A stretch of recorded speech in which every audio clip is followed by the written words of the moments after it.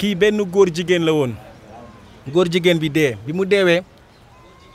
gars yi ne dañ koy jugé malaaka yi taxaw bon dossier am réer bi mu dossier bi réeree malaaka bi ne ko bon yow wax ñu loo nekk woon bon àdduna mu gaaw parce que dañu yàqamti mu ne waaw man de dama fa nekk woon di def sama ay yu baax invité sama ay nit yi def lu baax defar ba mu baax yi bëgg a bëree sonal malaaka bi ne ko baax bon vas-y demal àjjana garaaw demal parce que baax moom àjjana rek lay signifier am problème.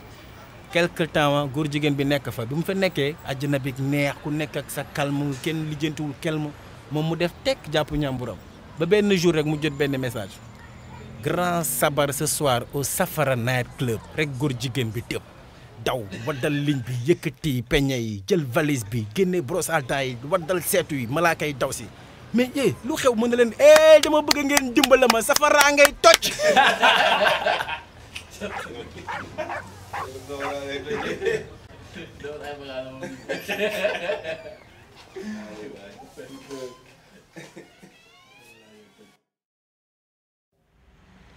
kii benn jànk la quoi jànk bi jékki-jékki ne moom foog mu am faru tubaab dem aéroport taxaw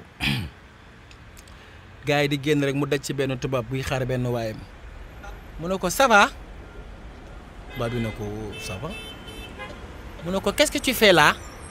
tubaab bi ne ko trop de questions je suis venu en vacances j'étais un ami là qu'est-ce qui se passe mu ne ko ton ami il habite où ton ami mu ne ko bon mais écoute je suis pas là pour répondre à tes questions je suis désolé excusez-moi mu ne ko Tim tu sais même pas comment je m'appelle mu ne ko c'est-à-dire mu ne ko mon nom c'est comment mu ne ko bah j'ai pas besoin de le savoir mu ne ko devine ça commence par un S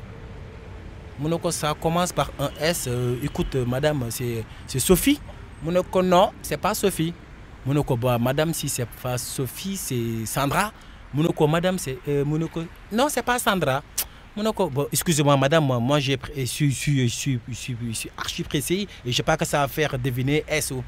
nulard c'est Charlotte. Charlotte.